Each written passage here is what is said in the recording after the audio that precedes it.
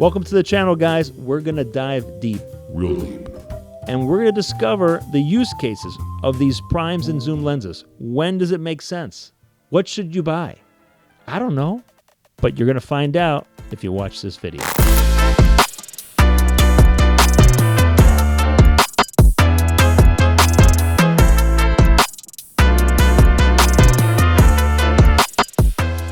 This is going to be a long rant, but please bear with me. You're going to learn everything I discussed today is going to be something I learned from over 12 years in the industry full time. It's anything I know is from experience. So anything I'm telling you today is from a working professional's mouth and what he learned in the field. If you actually watch and finish this video, I think you'll probably have no question. You're going to know what direction you want to go in. And even if you're a pro, I mean, listen, there's times where we get stuck in the weeds and we need a little help getting out. Hopefully I give you that information you need today to maybe not buy something because we get gas. It happens. Obviously, I've had gas, okay? And I'm not talking about stomach gas. Only a professional would know. It's gear acquisition syndrome. I don't have stomach problems, though my wife will disagree. So part one is going to be the semantics. Why are these lenses? What are the differences? Not in the look, but in the use case. That's going to be what this video is about. And I think that's even more important than discussing image, even though some will disagree, as image is king. But they all have their purpose. So today we're discussing the tools, why we use them, when we use them, when is it beneficial to use them. And then the next layer of this onion is the look. So, without further ado, let's dive in. So the allure of the prime. Image trumps everything. That's what the prime's about. It's about character. It's about isolating the subject from the background. It's about giving an image a pop, the 3D pop, if you will. And that's why people have the allure to the prime, and they're not wrong. It will give you, in some instances, a pronounced effect that you will not get on the zoom. I probably started off with a zoom. I'm trying to remember the one I had, but I always lusted the prime, okay? The prime, the allure of the prime is, one, it's lighter, and two, the image it provides. One myth could say they're sharper, which is not necessarily true. Some primes are soft and have character, where some zoom lenses are a little sharper. The Sony 24-70 Mark II is super sharp. So I wouldn't say that holds as much weight as it does now, but still, this 85 melts the background away. It's very flattering, very flattering. So allure of the prime is lightness, okay, the look. Allure of the zoom is it could be cheaper in some instances, but you have literally 1, 2, 3, 4 lenses in one. What does that mean for you? Well, you're going to be more efficient, and you're going to get more shots in a smaller amount of time. Now, depending what genre you're in, maybe that doesn't make sense. Maybe it's not about going fast. And that's where some of the artists prefer the prime. They like the slower, methodical way to shoot. You think a little harder. You consider the shot, the framing, foreground. You think about it a little bit more versus a zoom. You're kind of playing. You're seeing what looks better. Eventually, you know what it's going to look like. I could walk into a scenario and say, give me a 35 and give me an 85. I know the look I want, the compression I want. And with knowledge and experience, primes become ideal, but you cannot beat the versatility of the zoom, okay? Sigma 24-270, super sharp, great lens, super affordable. If I'm correct, this is about $1,100. If I were to look at the primes from Sony, the 24 is easily $1,400. The 35, I think $1,400. The 50, $1,300. The 85, you're talking about $1,600. It's cheaper. It's cheaper than having everything, but it does way more. One of the big myths is a zoom lens makes you an amateur. That is very, very false. It does not make you an amateur. It makes it convenient. It makes you efficient. It speeds up your workflow. It doesn't mean you're lazy. It does make you, in a sense, feel safe. When I'm with you, I feel so safe.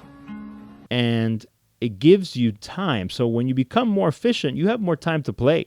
Change a different millimeter on the lens and see what kind of looks it gives you. That's the benefit. You're able to do that. If I did that with a prime, I would literally be taking 3 lenses on and off and take a shot, take a lens off, take a shot, and then compare all 3. Where with a zoom, it's as quick as check, boom, I like it, tight, boom, I like it. Let me get a wide shot here. Okay, that looks good. Let me go a little tighter. Let me change this a little bit right here. And you're constantly kind of adapting and evolving to the situation. That's something that I really love about the zoom. Each lens has a different use case. Each job requires a type of lens that's best fit for it. Why does that matter? Okay, I'm going to go really quickly here. I have a little sheet. So let's say you want to do real estate. You don't need primes. You want a 12 to 24, a 16 to 35, a 17 to 28. Those focal lengths are going to be ideal for photography and for video. If you're on a gimbal for real estate, you're not going with 50 millimeters. Maybe in a couple portrait shots, you might do a 50 millimeter, but typically you're going on a wide shot to get a sweeping view of the space, right? Same thing with photography. You're getting a sweeping view. Primes for that realm probably ain't, you're not going to find too much of that. If you're doing documentary, that's another thing. It's speed, right? You are capturing things happening live in the moment. You can't just change your lenses. If you change a prime lens in a documentary setting, you're going to lose the moment. You can't repeat these live events. So if you're hiking in a jungle, if you're on a trip, do you want one bag of one camera and one lens, or do you want 4 primes? And you're going to be losing moments happening. When you have to quickly photograph something, you're going to lose that moment if you're changing lenses. Now, if you are a portrait shooter, what does portrait shooter mean? It's, outside of weddings, it could be headshots, it could be senior pictures, it could be quinceañeras, it could be family photos, mini sessions. That all falls under, and maternity, that falls under a portrait session. Now, some photographers are charging for prints, okay? There's a session fee. People fall in love. There's a method behind it. People fall in love with their photos, and then you offer them the pricing. Then they have to buy those photos, and some photographers make a killing with this, okay? They have to buy those photos based out of emotion, but that's where you make the most money. Where other photographers just charge session fees and include all the photos. That's more common nowadays, but there's definitely some studios that are making a lot of money printing, selling prints. That is ideal, okay? Now, if that's true, that's what you do. Primes give you the best, dreamiest look, okay? And if that means that might impact your earning income, maybe that picture just looks a little bit better, then maybe having a prime is more ideal in the portrait environment, right? But if you're shooting fashion, models, often it's about the clothing. Often they're doing studio shoots. You're talking about f5.6, f8, f10. You're not shooting at 1.4 in the studio for fashion. Even comp cards and I would say you're perfectly fine with a zoom lens, 2.8, even f4 lens for fashion photography. It's more conceptual. It's more about the lighting and the vibe and the clothing. So fashion photographers, do not worry about primes. You never need it. I did weddings for 10 years, okay? I've taken a break for several years now. I do love weddings. I miss them. I've gone a different direction now, but I did weddings for 10 years. I've seen a lot, done a lot of weddings. What are the benefits to the wedding? Well, first of all, primes, they deliver a dreamy look, okay? That is sought after in the wedding game. When a bride thinks of a portrait with her groom-to-be, with the background melting behind, dreamy. That's the prime, okay? Now, that doesn't mean you can't use a zoom for a wedding. In fact, for videography, you could use the zoom all day. One of my best friends, his favorite is the Tamron 28 to 70, 2.8. He puts it on the gimbal. It is so light that zoom dominates his wedding videography. So with the photography aspect of weddings, I started off with the primes, okay? The primes adds complication. Let me explain. It slows you down, okay? And a wedding day is busy, it's bustling, it's fast-paced, anything could happen. A part of it is reacting, how you react to every situation. And oftentimes, certainly in the beginning of your wedding career, you're going to be working with people with no planners. They have no idea about how to schedule things. You're probably not going to have too much of an idea of how to schedule things in the beginning.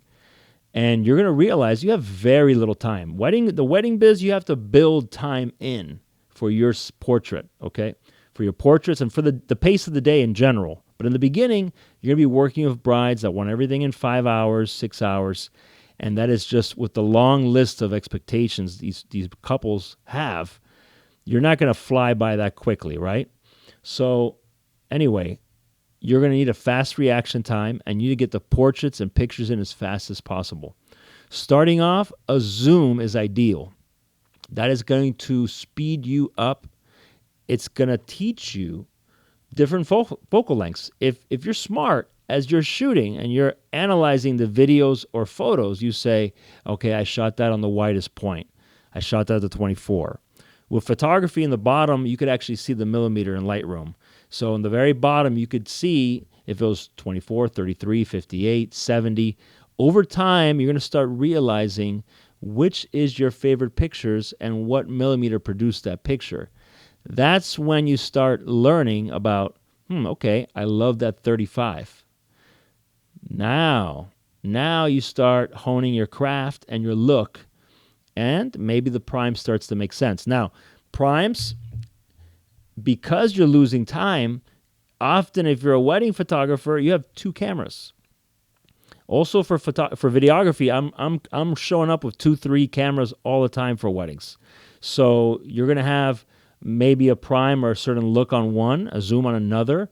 So it depends, right? Are you in the back of the church? You got to zoom in. If you have a prime, you're going to have to walk that camera all the way to the front. If you have a zoom, you could stay in the further back and, zoom in, zoom out. Sometimes photographers get in the middle, or clients or family members walk in the middle. You have to be a little off center. But those primes do come in handy when you're trying to get some of those images that just pop and stand out. If you're doing primes on wedding photos, you're probably going to have to rock 2 cameras, okay? Do you have a budget for that? That takes time to build. Another reason to start off with the zoom. I used to rock one camera body with a 24, and the other one had a mixture of a 50 or an 85. Or I would rock a 35 and an 85. And if you want to get crazy, you rock a 24 and a 35. And I'm gonna say, I know starting off it's not necessary, but professionally speaking, as you start earning a good amount of money from weddings, you really should have backup gear. So, a backup camera, even if you don't shoot primes, it's good to have a backup camera, because what if something happens and now you can't finish the job? Someone's wedding day is ruined.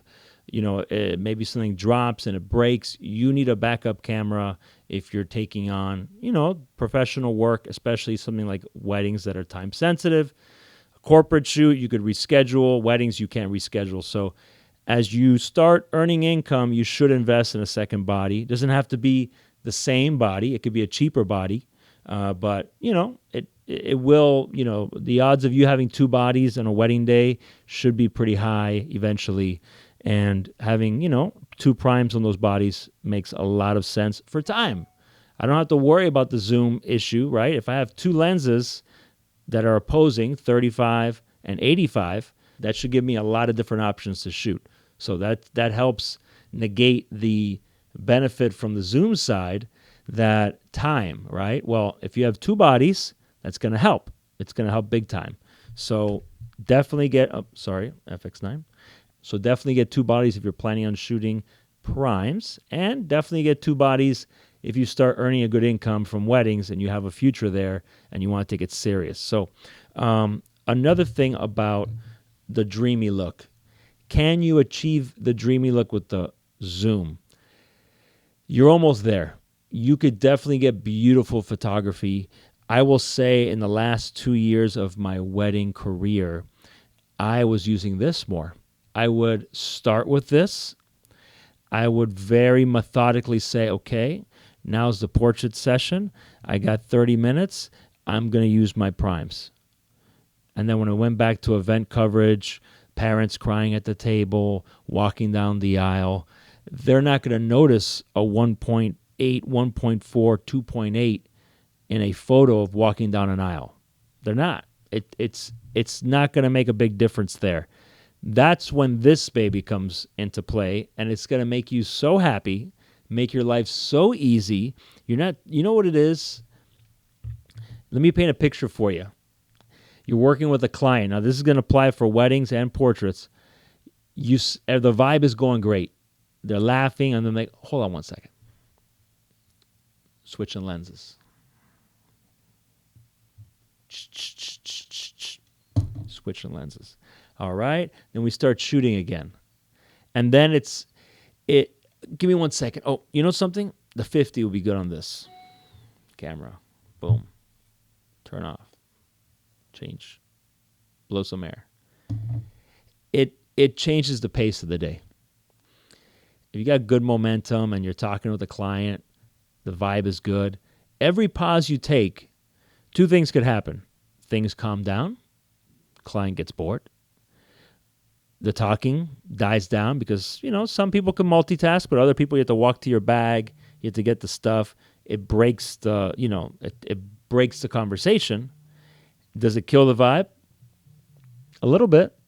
It can. And the client, depending how slow you are, might be like, what's this guy doing? The shoot. So on a wedding day, when you need speed, you got to have two bodies for the prime.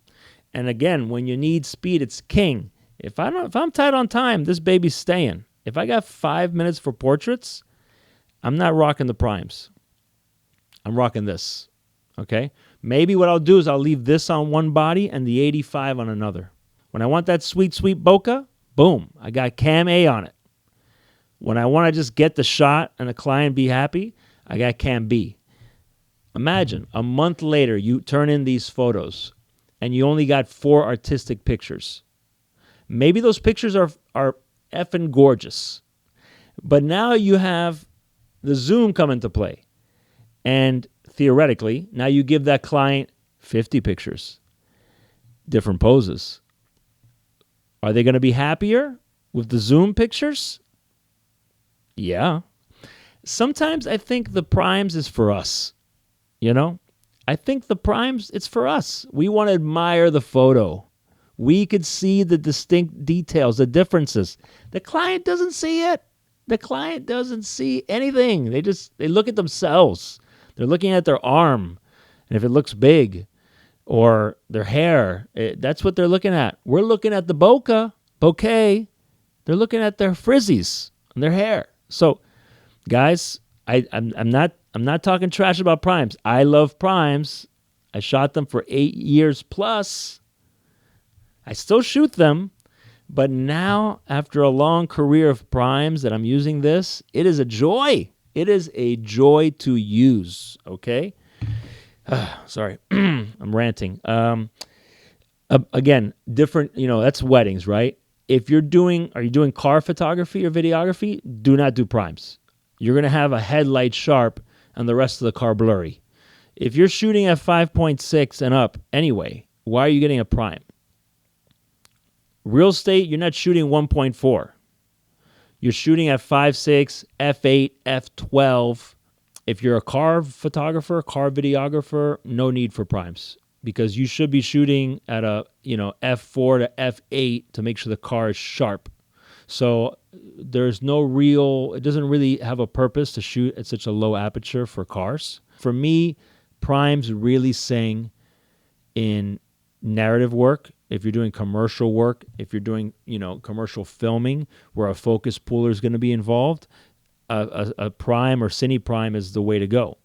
But that takes time to get there. A lot of client work, corporate work. I have, an FX9, A7S3. Autofocus is on point. When you're on one-man band, you're going to rely on that autofocus because you don't have a second shooter.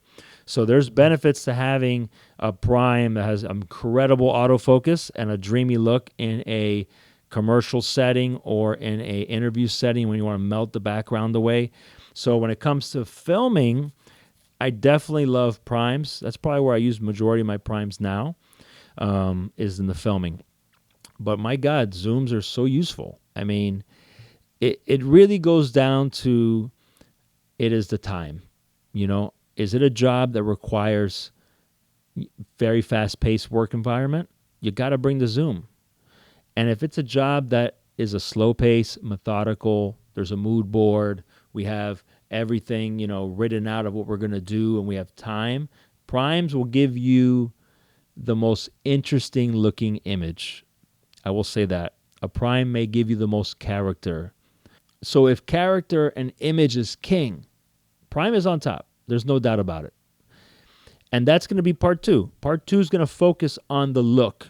We're going to dig deep, a couple different instances, and show where a prime sings and where a zoom gets you right there. It's so close sometimes. And in a lot of scenarios, it's unnoticeable. Some scenarios, yes, more of a portrait setting, but in a lot of scenarios, it's not as different as you think. But at the end of the day, the prime will be king of image. It will give you the most character.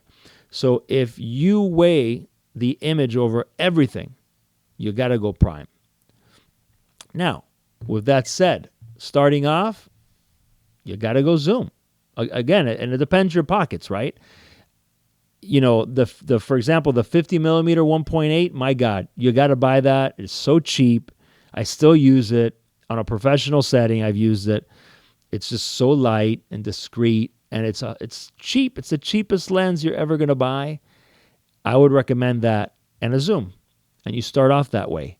But if you're starting off and your budget's tight, this is the way to go. The Tamron is amazing, man. It is so cheap. It's so light. So consider, at the end of the day, these are tools. I love them both. I have them both, and I use them both in different scenarios. So at the end of the day, depending what you do, surround yourself with the tools you need to execute. What's it going to be? What do you want first? You guys going prime? Who are you? Please write in the comment section below. Are you image over everything? I'm going prime. I have 3 camera bodies hanging off my body at events so I get the best, crispiest image, cinematic image. Or are you convenience, speed? Who are you? Versatility? What camp do you fall into? Or are you like me that own them both? Please write in the comments below. And as I stated, but what does the zoom give you? It gives you flexibility. It gives you time. It gives you creative options. It gives you speed. It gives you confidence. It allows you not to break banter with a client. It allows you to pack light. Oh, God, it's so nice. One little camera bag, really small, one lens, one body. It is nice, okay? Meanwhile, I have my rolling case that has my 5, 6 primes, and it's a lot more to deal with, okay? I got someone always watching. You should have an employee or an assistant helping to make sure you don't get robbed when you have primes and you're leaving your stuff all around. It's going to happen, okay? Lens caps, you're not a pro unless you lose them, okay? Just saying. It happens, all right? It happens to the best of us. So, how did you start your career? Right below, guys. Let's have this an open discussion. If you don't agree with something I said, let me know. I want to know about it. And if you want to check out my work, it's down below in the description box. Hopefully you learned something today. I threw a lot of information at you. This is just part 1. Part 2 is going to be the image factor, the look Are they really that different? Do the primes really sing? Are the zooms that boring? Let's find out on the next one. So please subscribe, hit that little bell button, and be on the lookout for part 2. Thanks so much for your time, guys.